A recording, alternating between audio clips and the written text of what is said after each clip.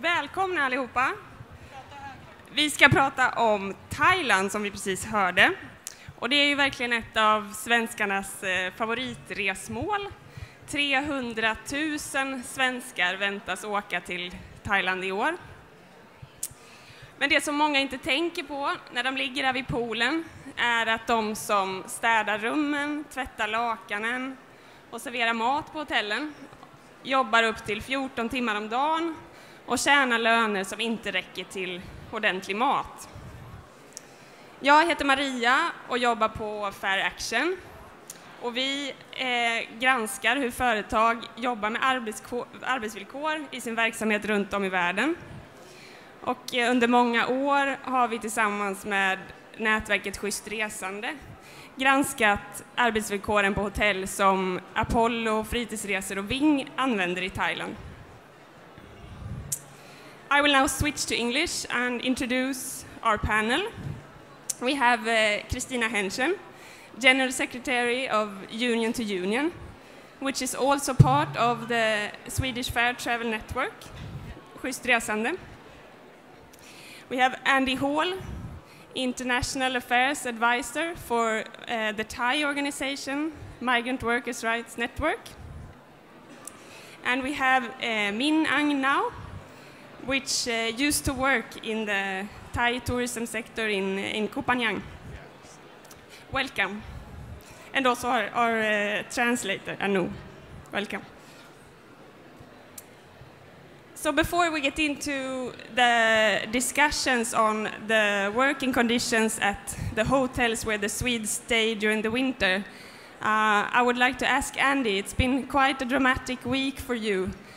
There was a verdict on Tuesday. Could you tell us about this case? Yeah, on Tuesday, I work on migrant rights in Thailand. So on Tuesday, I was sentenced to 4 years in prison for the publication of a Finwatch report on migrant worker conditions in factories in Thailand. The sentence was reduced to 3 years because I cooperated with the court, and it was suspended because I was a human rights activist. But that sentence was for the publication of a research report in Helsinki about migrant worker conditions in tuna and pineapple factories, which I researched. So I was held liable, and I'm now on a suspended sentence for 2 years, and I had to pay a fine of about 4,000 euros. And that was simply because I was a researcher on a report looking into migrant worker conditions in factories that are exporting to Nordic countries. So what are the consequences for other NGOs or researchers? Will people dare to look into the labor conditions of migrant workers? Actually, I was convicted of a crime that I wasn't actually charged of. It was a bit of a strange process. And I was also convicted under Thailand's Computer Crimes Act, which criminalizes conduct using computers. So now it's a very difficult situation in Thailand for people doing research and for freedom of expression, because I was charged with being complicit in the act of Finwatch putting a report on the internet in Helsinki. So it's created a new crime of complicity in use of the Computer Crimes Act in Thailand. It really is going to have a chilling effect on freedom of expression in Thailand, and it's also really cast a huge shadow of doubt over the ability of migrant workers in Thailand to stand up and fight against the injustice they face. Because if I can be convicted of a criminal offence, it's very difficult for your average migrant worker to stand up and fight, because they feel they don't have any confidence now to be able to stand up and fight for their rights within the justice system in Thailand.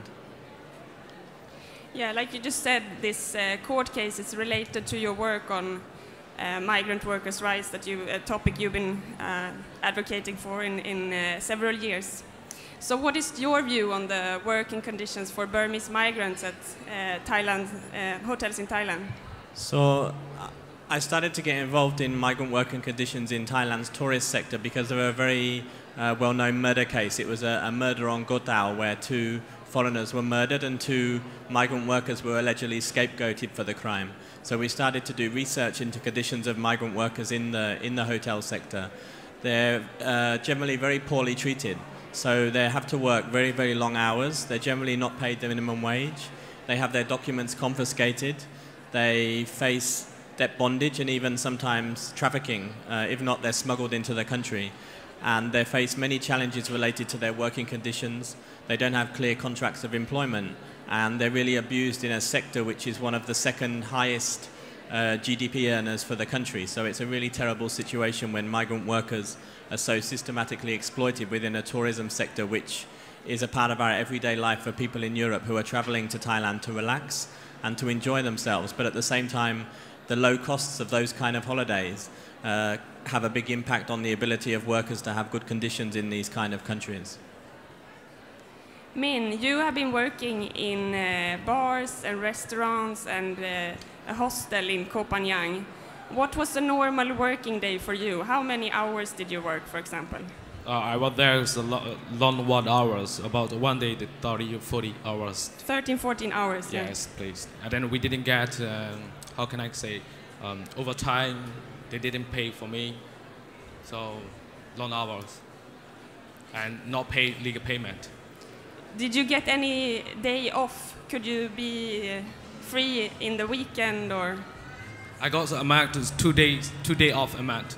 So 2 days every month. So you work Yes. for 2 weeks and then you have 1 day off. Yes, 2 weeks to 1 day off. And what was your salary? Was it sufficient, or how much did you earn? They gave me start about the 7,000 baht. 7,000 baht. And somebody got about the 5,000 baht for 1 month. And not the same. And from your friends, your Burmese friends that were working there, were there similar conditions for other people? Yeah. Most people get like this. Yeah. So Kristina, when you hear Andy and Min describing this situation for the migrants at the hotels, what is your reactions? Is this something you hear from trade unions and workers that you meet? First, I want to say that what you have to understand to listen to this, that those who work for migrant rights in the world, they are heroes. What we see here on the stage here are two heroes working for migrant rights. Andy Hall, just sentenced to prison, suspended sentence though, but it's a unique and a new development in Thailand, a new step of repression in Thailand, and it's part of the movement around the world to shrinking the space for civil society. This is unacceptable. We see it all over the world. We see it in Russia, we see it in Belarus, we see it in China, we see it in Hungary, we see it now in Thailand, and we should not accept this. And when it comes to migrant rights, I mean, in the world we have 244 million migrants, and only about 50 million of those have refugee status in accordance with the UNHCR criteria. So most of the migrants that we have in the world are trying to migrate because they have no choice, they have to survive, and it's fueled by the inequalities that we see in the world. And they often end up exactly as you described, and in the fight that you have devoted your life to, Andy Hall, with bad conditions, low pay, long days, no day off, and they're extremely vulnerable and exploited. I have myself been visiting the center where Andy Hall works outside of Bangkok, and they do such a good job here, very, very important. And it's totally unacceptable with this new sentencing of fighters for migrant rights. And why is it always why are the migrant workers so vulnerable? Why is it possible for the employers to have these kind of conditions? Well, I would say that they are taken out of their context, and they are often deprived the same rights as the ones with citizenship in their own country. So this is a movement that, I mean, the amount of migrants that we will see, it's just the beginning that we are seeing now. We also have the flow of climate refugees or climate migrants that will increase tremendously for the coming years with the climate change and the new the effects of the situation where people cannot survive on their land. They cannot do what they traditionally do. They are, because of floodings and other climate change consequences, they have to migrate. Many become internal migrants in their countries. Others are forced to migrate abroad, and they are very, very vulnerable.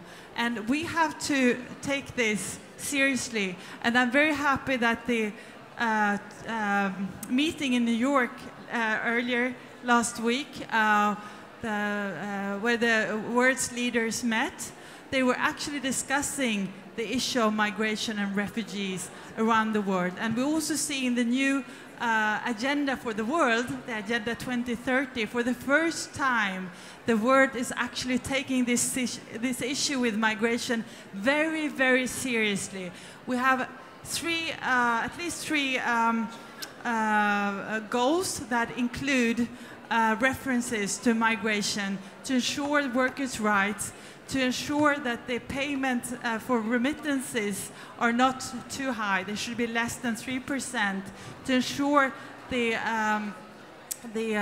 migration, that there should be freedom of migration and freedom of movement. And this is very, very important, that the world is now waking up and that the world is taking its responsibility, because we should also understand that actually the remittances, the amount of money that the migrants are sending home, are in total 3 times more than the world's development aid, development cooperation in money. So it's a tremendous amount of flow that goes from the migrants that are themselves working under this exploitation. So it has to be changed, and we have to comply with the new goals that we set together. Min, what do you think, if I as a tourist want to go to Thailand this winter, is there anything or that the Sweden in general can do for the Burmese migrants? So, how can I say?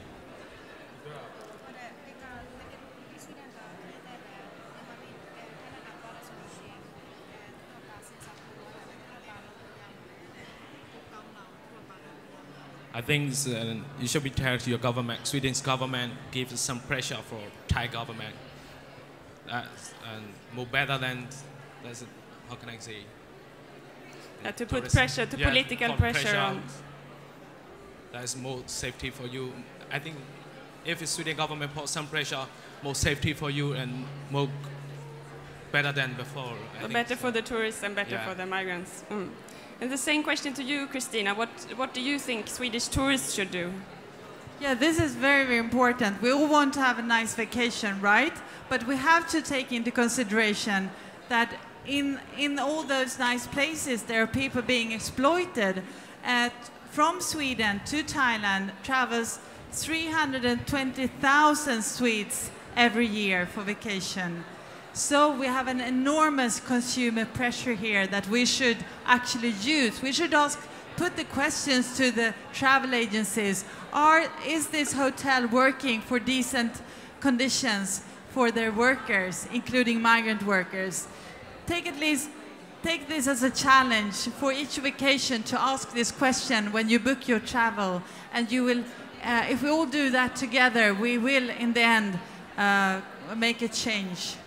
And I would like to add that also the trade unions, of course, work tremendously to make sure that the rights of the migrant workers are respected to a greater extent. But it's also dangerous, not only for you fighters for migrant rights, but also for all the trade unionists that we see. They're being killed, they're being discriminated, they're being violated.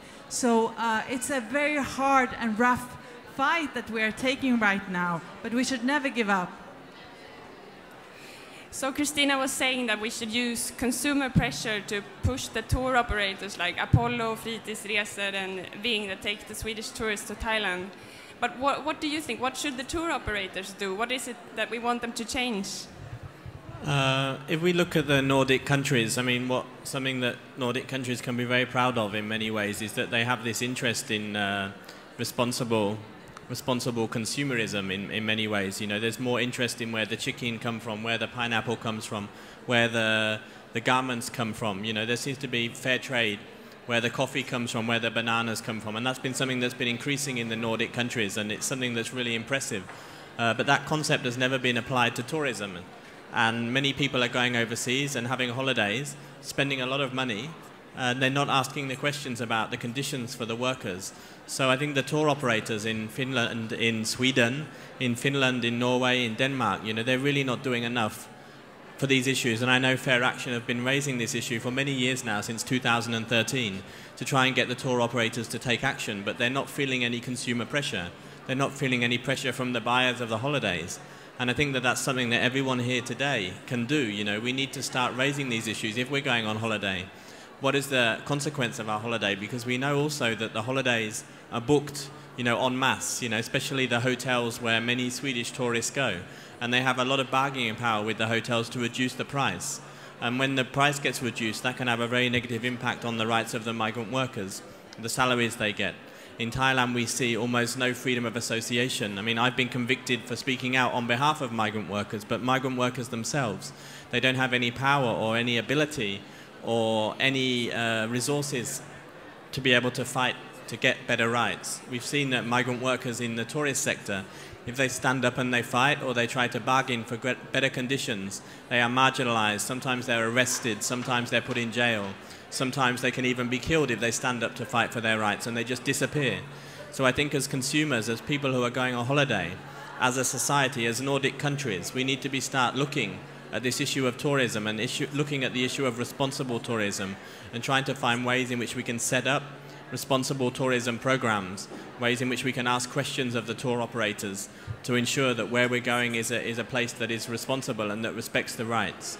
We've seen at the moment some very weak systems in place, or some very weak schemes to rate hotels in terms of the tourism sector, that these are hotels that respect rights, they respect the environment, but there's more concern on the environment, to be honest, than what there is on the workers. So now we're seeing more interest in environmental issues in the hotels that Swedes go overseas to look at, but not in the worker conditions. So I'd ask all of you, and ask for the Nordic countries, to put pressure on the tour operators, but also put pressure on the government, because the government can be part of this, and also put pressure on the development organizations to have more focus on the rights of workers, which are part of our holidays every year. Not to say that we shouldn't go on holiday and enjoy it, certainly we should.